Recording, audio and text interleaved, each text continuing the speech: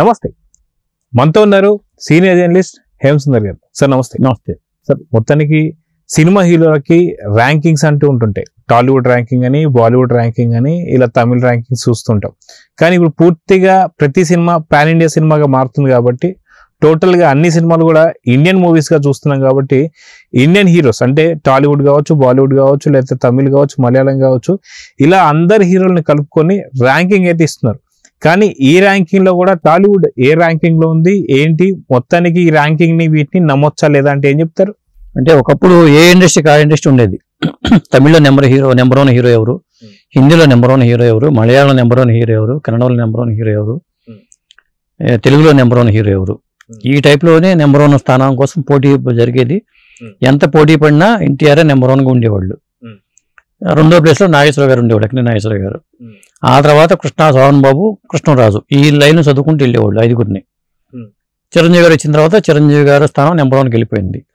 ఆ number one NTR గారి తర్వాత చిరంజీవికే ఉందని చెప్పుకోవాలి.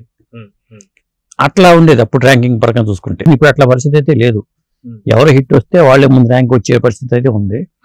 ఇంకొకటి ఏంటంటే, అప్పట్లో కూడా అసలు సూపర్ స్టార్ ఎవరనే కాంపిటీషన్ పెట్టి, ఎందుకంటే తమిళనాడులో రజనీకాంత్ సూపర్ స్టార్ అంటున్నాం కదా, బాలీవుడ్లో అమితాబ్ బచ్చన్ సూపర్ స్టార్ అంటారు.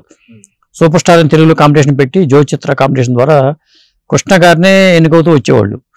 జ్యోతిచిత్ర కాంపిటీషన్లో ప్రతిసారి సూపర్ స్టార్ కృష్ణ అని ఉండేవాళ్ళు. అక్కడ కూపన్ ఉంటుంది, అది కత్తిరించి వీళ్ళు పంపడం, అది లెక్క పెట్టి అది. అప్పుడు ఏం చేసేవాళ్ళు, ఫ్యాన్స్ ఆ పత్రికలన్నీ బల్క్ కొనేసేసి వాళ్ళే కత్తిరించేసి పంపించేసేవాళ్ళు. ఇంకా దాంతో కృష్ణ గారికి ఫ్యాన్ ఫాలోయింగ్ ఉండేది కాబట్టి రెగ్యులర్గా కృష్ణ గారు సూపర్ స్టార్ అయ్యేవాళ్ళు. ఆయన సూపర్ స్టార్ అయినా కానీ ఎన్టీఆర్ నెంబర్ వన్ అనేది అందరికి తెలిసిన రహస్యమే కాబట్టి, ఆ జ్యోతిచిత్ర సూపర్ స్టార్ అట్లా జరిగినా కానీ చివరికి ఎన్టీఆర్ నెంబర్ వన్ గా ఉండేది. చిరంజీవి గారు వచ్చిన తర్వాత మాత్రం ఆ ప్లేస్ చిరంజీవి గారికి వచ్చింది. ఆ తర్వాత ఎవరు నెంబర్ వన్ అంటే అది డౌటే. ఇప్పుడు సినిమా పాన్ ఇండియాగా మారిపోయేసరికి ఇండియాలో నెంబర్ వన్ ఎవరు అనే తరహాలో మారిపోయింది. దీన్ని పటాపనులు చేస్తూ ఇప్పుడు కొన్ని మీడియా సంస్థలు సర్వే చేసి వీళ్ళు నెంబర్ వన్, వీళ్ళు నెంబర్ టూ అంటూ ర్యాంకులు ఇచ్చేస్తున్నారు. ఇలా వార్మార్క్స్ మీడియా అనే సంస్థ ప్రతి నెల వీళ్ళు నెంబర్ వన్ అంటూ ఒక ర్యాంకులు ఇచ్చుకుంటూ వస్తుంది. ఇట్లా ఈ తరహాలో కొంతమంది ఏదో చేసుకుంటూ వెళ్తున్నారు. కానీ వార్మార్క్స్ మీడియా ఇచ్చే ర్యాంకులు 10 రిలీజ్ చేసింది. మార్చి నెలలో వీళ్ళు నెంబర్ వన్ అంటూ ఒక లిస్ట్ అయితే రిలీజ్ చేసింది. అది అయితే మనం చూసుకుంటే సాధారణంగా దేన్ని ప్రామాణికంగా చేసుకొని ఇలాంటివన్నీ సెలెక్ట్ చేస్తారనుకోవచ్చు. అంటే హీరోలు తీసుకునే పారితోషికాన్ని చూసుకోనా, లేదంటే హీరోలకు వచ్చేటువంటి హిట్లా, లేదంటే హీరోలకు సంబంధించి ఇంకా ఇతర కార్యక్రమాలకు సంబంధించా, దేన్ని చూసుకొని వాళ్ళు ఏమంటారంటే క్రేజ్ అంటున్నారు. క్రేజ్ ని బట్టి మేము ఇస్తున్నాం ర్యాంక్ అంటున్నారు. క్రేజ్ అంటే ఒక సినిమా వసూలు చేసింది, ఎక్కువ అమౌంట్ వసూలు చేసింది. ఇప్పుడు పుష్ప 2 రిలీజ్ అయిపోయి 1800 కోట్లు వసూలు చేసింది కాబట్టి అల్లు అర్జున్ నెంబర్ వన్ అనుకోవడానికి లేదు. ఇప్పుడు దాకా ఏమనుకున్నారంటే, రెమ్యునరేషన్ పరంగా చూసుకుంటే 300 కోట్లు తీసుకుంటున్నాడు కాబట్టి అల్లు అర్జునే అనుకుంటారు మామూలు జనరల్గా. అయితే వాళ్ళు అట్లా ఇవ్వాల. మళ్ళీ ప్రభాసే నెంబర్ వన్ అంటే ఇచ్చింది. ప్రభాస్ సినిమాలు కూడా రిలీజ్ అయ్యి చాలా కాలం అయింది. నెంబర్ వన్ ప్లేస్ లో ప్రభాస్నే పెట్టారు. అల్లు అర్జున్ ఉంటాడేమో అనుకున్నారు. కానీ అలా అనుకున్నప్పుడు మరి ఆ లెక్కలో తేడా వచ్చినాయిగా. సినిమాలు లేవు, సినిమాలు కూడా లేవు, గ్యాప్ వచ్చేసింది. ఏ నెల కానీ ఎలా ర్యాంక్ క్రేజ్ ని బట్టి అంటారు. అంటే క్రేజ్ ఎలా నిర్ణయిస్తారు? క్రేజ్ ని అంటే ఫర్ ఎగ్జాంపుల్ మనం చూసుకుంటే నెల వీళ్ళు ఏదైతే ర్యాంకింగ్స్ ఇస్తున్నారని చెప్పి అనుకుంటున్నారో, ప్రతి నెల అందరి హీరోల సినిమాలు రిలీజ్ కావు. First point. రెండోది వచ్చేసి, ఒక హీరో సినిమా ఈ రోజు రిలీజ్ అయిందంటే మళ్ళీ 2 సంవత్సరాలు 3 సంవత్సరాలు ఆగాల్సిందే. కానీ ప్రతి నెల ర్యాంకింగ్లలో మార్పులు వస్తున్నాయి అంటే ప్రతి నెలలో ఏదైనా హీరో సినిమా అయితే రిలీజ్ అయ్యి ఉండాలి. కానీ అలా కానప్పుడు ప్రతి నెల ఎలా మారుతుంటారు, క్రేజ్ ఎలా మారిద్దంటే ఏం చెప్తారు? ఎందుకంటే ఇప్పుడు ఫర్ ఎగ్జాంపుల్ మీరు ఏదైనా ఒక హీరోకి ఫ్యాన్ అనుకోండి, ఖచ్చితంగా అదే హీరోకి ఫ్యాన్ అయి ఉంటారు. కానీ నెల అయితే మీరు మారరు కదా. సో దీంట్లో మార్పుని ఎలా చూడాలంటారు? అంటే వాళ్ళు క్రేజ్ ని బట్టి నిర్ణయిస్తున్నాం అంటున్నారు. ఆ క్రేజ్ అంటే ఎలా నిర్ణయిస్తారు అనేది వాళ్ళ ప్రాతిపదిక వాళ్ళు ఏం చెప్పట్లా. మేము ఈ ప్రాతిపదిక మీద నేను వాళ్ళని ఎంపిక చేసామని చెప్పట్లా. వాళ్ళు ప్రభాస్ని ఫస్ట్ ప్లేస్ లో పెట్టారు. మరి రెండో ప్లేస్ లో కన్నా ఉండాలి కదా అల్లు అర్జున్. మరి అంత రెమ్యునరేషన్ అంత వసూలు సాధించినప్పుడు రెండో ప్లేస్ లో విజయ్ ఉన్నాడు. తమిళ హీరో విజయ్కి రెండో ప్లేస్ ఇచ్చారు. విజయ్ ఆల్రెడీ జననాయకన ఒక సినిమా చేస్తున్నాడు, అతను రాజకీయాలకు వెళ్ళిపోతున్నాడు. అయినా సరే రెండో ప్లేస్ లో అతనే ఉన్నాడు. చివరికి అల్లు అర్జున్ మూడో ప్లేస్ లో పెట్టారు. ఇప్పుడు అట్లీ సినిమాతో అతనికి మరి ఆ ప్రాజెక్టు కనీసం అప్పుడన్నా క్రేజ్ వస్తుంది. అప్పుడు ఒకవేళ క్రేజ్ లేదు అందుకనే మూడో ప్లేస్ లో పెట్టామనొచ్చు వాళ్ళు. ఇప్పుడు అట్లీ సినిమాతో క్రేజ్ వచ్చింది కదా, కనీసం ఆ సినిమా స్టార్ట్ అయిన తర్వాత ప్లేస్ మారాలిగా నెంబర్స్ లో. కానీ వాళ్ళు అట్లా చెప్పట్లా. 3 అక్కడ అల్లు అర్జున్ ఉన్నాడు, 4 షారుఖ్ ఖాన్ ఉన్నాడు, జవాను పఠాను. ఆ తర్వాత సినిమాలు రిలీజ్ అవ్వాల అని మార్చి నెలలో మాకు 4వ ప్లేసు షారుఖ్ ఖాన్కి ఇచ్చారు. 5వ ప్లేస్ మహేష్ బాబుకి ఇచ్చారు.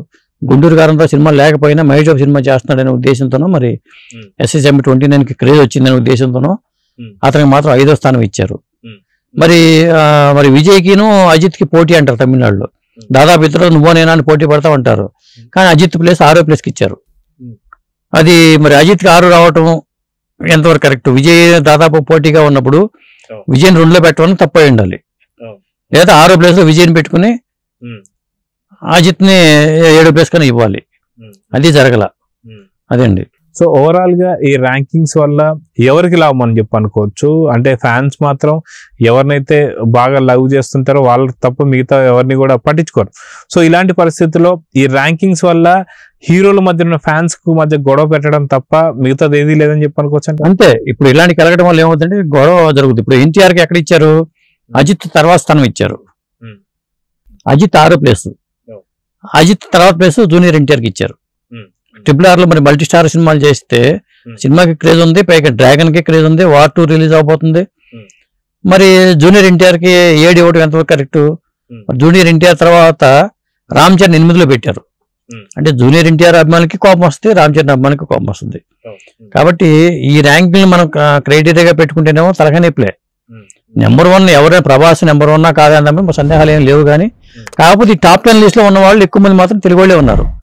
అయితే మీరు ఇందాక అన్నట్టుగా ప్రభాస్ కావచ్చు, అల్లు అర్జున్ కావచ్చు, మహేష్ బాబు కావచ్చు, జూనియర్ NTR కావచ్చు, రామ్ చరణ్ కావచ్చు, ఇట్లా 10 మందిలో మన వాళ్ళే దాదాపు సగానికి పైగా ఉన్నారు కాబట్టి కొంత ఆనందమే. కానీ దీనివల్ల తెలుగు ఫ్యాన్స్ కావచ్చు, లేకపోతే బాలీవుడ్ ఫ్యాన్స్ కావచ్చు కొంత మాత్రం గొడవలు అయ్యే అవకాశాలు ఉంటాయంటారా? ఖచ్చితంగా అవుతాయి. ఇప్పుడు ఎందుకు 9వ స్థానం సల్మాన్ ఖాన్కి ఇచ్చారండి, 10వ స్థానం అక్షయ్ కుమార్కి ఇచ్చారు. మరి రజనీకాంత్ పరిస్థితి ఏంటి? అంటే రజనీకాంత్కి క్రేజ్ లేదనే ఇప్పుడు సూపర్ స్టార్ అని చెప్తున్నారు. మరి ఆయనకి రెమ్యునరేషన్ బాగా ఎక్కువ తీసుకుంటున్నాడు, ఎక్కువ సినిమాలు చేస్తున్నాడు, ఇంకా ఫ్యాన్ ఫాలోయింగ్ అట్లాగే ఉంది. విధంగా చెప్పాలంటే విజయ్కి మించి ఫ్యాన్ ఫాలోయింగ్ ఉన్న వ్యక్తి క్రేజ్ అనుకుంటే. లేదా ముసలోడు అయిపోయారు అనుకుంటున్నారా? 70 ఏళ్ళ వాళ్ళు మినహా ఇస్తున్నామని ఏమన్నా షరతు పెట్టారా? ఇట్లాంటి అంశాలన్నీ ఉంటాయండి. ఈ కథ కాకపోతే ఈ గందరగోళంగానే ఉంది. ఈ లిస్ట్ అయితే ఈ 10 మంది పేర్లు 10వ ప్లేస్ లో అక్షయ్ కుమార్, 9వ ప్లేస్ లో సల్మాన్ ఖాన్, వాళ్ళని అడుగు నెట్టేశారు.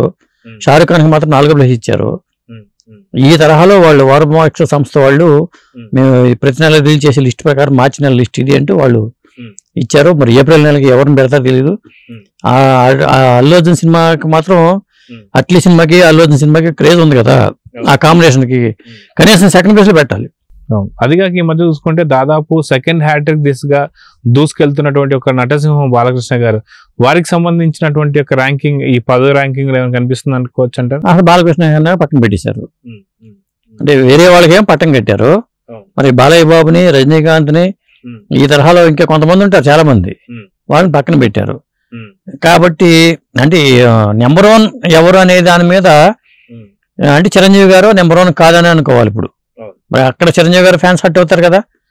అంటే రామ్ చరణ్ కన్నా తీసేస్తున్నారు చిరంజీవి గారు, జూనియర్ NTR కన్నా తీసేస్తున్నారు చిరంజీవి గారు. మరి పవర్ స్టార్ పవన్ కళ్యాణ్ పరిస్థితి ఏంటి? మరి ఆయన సినిమాలు రాబోతున్నాయిగా, ఓజీ రాబోతుంది, హరిహర వీరమల్లు రాబోతుంది. ఆయన పరిస్థితి ఏంటి? అది పాన్ ఇండియా సినిమానే కదా వీరమల్లు సినిమా. అవును. సో చూద్దాం సార్, ఖచ్చితంగా అసలుకి ఈ 10 స్థానాలలో టాప్ 10 లో మాత్రం ఈ నలుగురికి ఎవరైతే బాలకృష్ణ గారు కావచ్చు, పవన్ కళ్యాణ్ గారు కావచ్చు, అదేవిధంగా చిరంజీవి గారు కావచ్చు, మిగతా స్టార్స్ కావచ్చు, ఈ నలుగురికి చోటు ఎక్కడ చూద్దాం. మరి మొత్తానికి ఏం జరగబోతుంది. నమస్తే.